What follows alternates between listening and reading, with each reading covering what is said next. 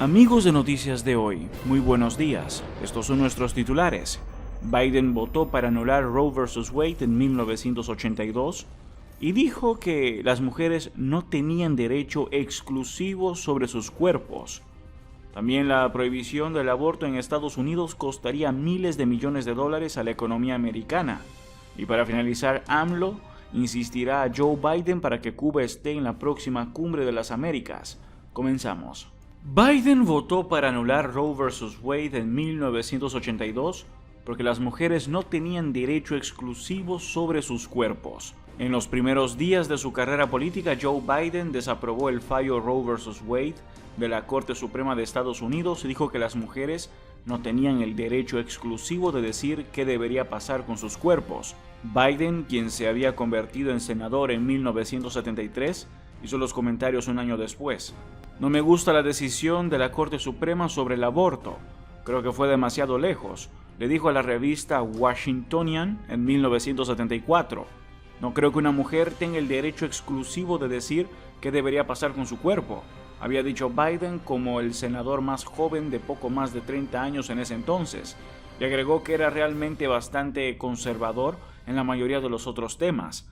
También había sido señalado como uno de los únicos dos legisladores demócratas que apoyaban una enmienda constitucional que permitiría a los estados anular Roe vs. Wade y aprobar sus propias leyes sobre el aborto, según los archivos de The New York Times de 1982. La enmienda había sido calificada como el ataque más devastador hasta ahora contra el derecho al aborto por la National Abortion Rights Action League. Es probable que el fallo actual que se espera que dicte la Corte Suprema de los Estados Unidos haga lo mismo. Al señalar su educación y raíces católicas romanas, Biden había dicho que era probablemente una víctima o un producto, como quieran llamarlo, de mi pasado. También había expresado su aprehensión por un derecho a imponer sobre un tema que preocupa a la nación.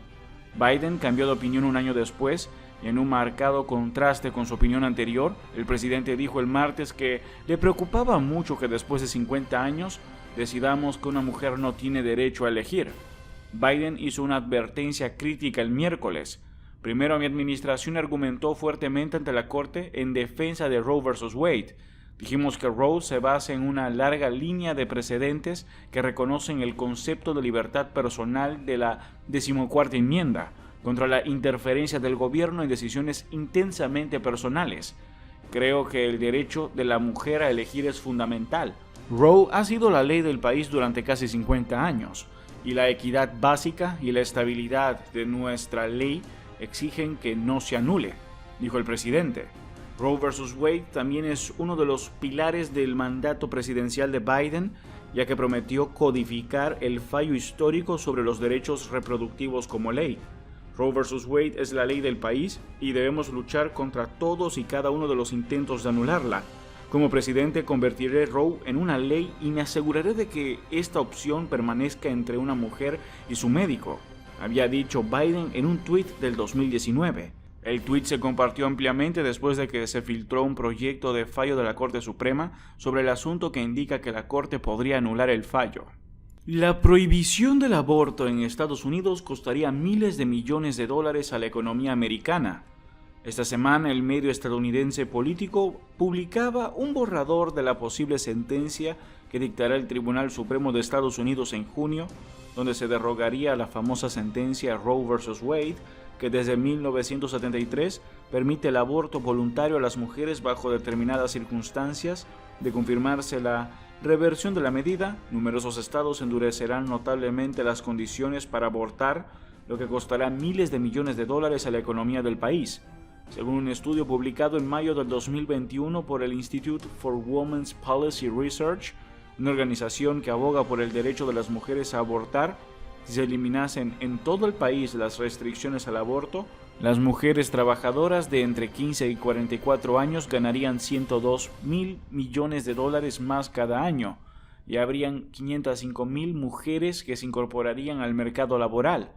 En este estudio se subrayan las pérdidas que se supone para la economía el obligar a las madres a llevar a término el embarazo, desde el tiempo de baja posterior a dar a la luz a la salida del mercado laboral para cuidar a los hijos en el caso de muchas madres, tanto por voluntad propia como por no poder costear una cuidadora que se haga cargo del bebé, o abandonando sus estudios en la adolescencia o los primeros años de la adultez. En el 2017, un estudio de Mayers descubrió que la legalización del aborto redujo el número de madres adolescentes en un 34%, un porcentaje que es aún mayor entre las mujeres afroamericanas. Sin una política federal de baja remunerada y un acceso asequible al cuidado de niños, Estados Unidos carece de la infraestructura para apoyar adecuadamente a las madres, especialmente a las madres trabajadoras, lo que hace que la perspectiva de la maternidad sea financieramente inviable para algunas, señalaba la Brookings Institution en un informe al respecto del 2021.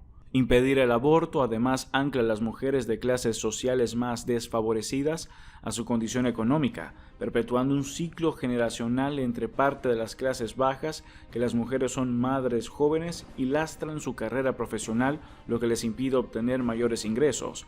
De hecho, según un informe de Guttmacher Institute, casi la mitad de las mujeres que abortan en la actualidad en Estados Unidos viven por debajo del umbral de la pobreza, y el 55% atraviesa un momento complicado en su vida, como una ruptura de pareja o la pérdida del empleo. Dadas estas circunstancias, se ha demostrado también que las mujeres a las que no se les permite abortar atraviesan en los meses posteriores al alumbramiento mayores dificultades financieras que aquellas que pueden interrumpir el embarazo, puesto que actualmente la regulación sobre el aborto es muy variable entre los estados. Muchas mujeres se ven conminadas a viajar a otros estados para poner fin al embarazo. Algunas grandes compañías ya están ayudando a sus empleadas a sufragar los costes del viaje o de cuidados médicos como Citigroup, Match Group o Levi's. Si finalmente la Corte Suprema revoca la sentencia de Roe vs. Wade, en 3 estados entrarán en vigor de forma automática leyes para prohibir el aborto. En otros 5 se reactivarán las que estaban en vigor antes de 1973.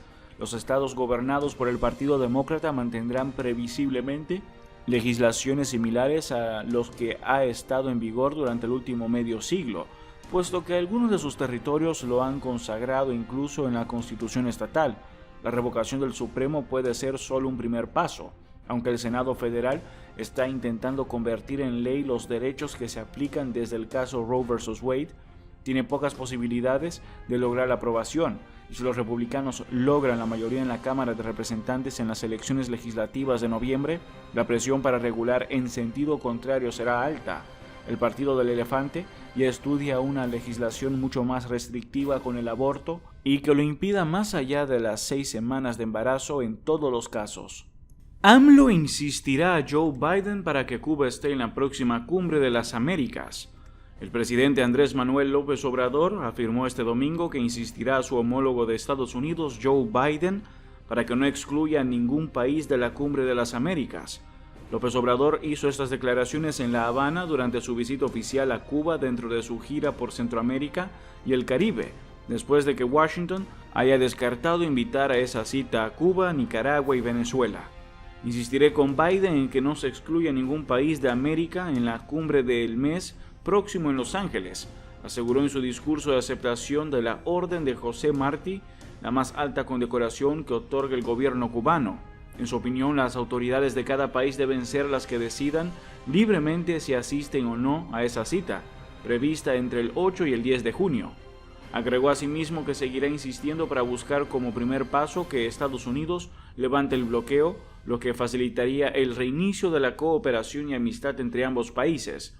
El presidente cubano, Miguel Díaz-Canel, agradeció por su parte la posición firme de rechazo al bloqueo, el embargo, de López Obrador. El mexicano, que llamó en varias ocasiones amigo a su anfitrión, calificó de gigante al expresidente de Cuba, Fidel Castro, y subrayó que nunca apostó ni apostaría por el fracaso de la revolución cubana y que nunca apoyaría a golpistas que conspiran. Pidió además que la revolución sea capaz de renovarse y consideró que en Cuba se están haciendo cosas con ese propósito. Habló de una nueva revolución en la revolución, lo que a su juicio sería una gran enseñanza, una lección de Cuba para el mundo. Eso es todo por ahora. No olviden comentar y suscribirse. Hasta el próximo video.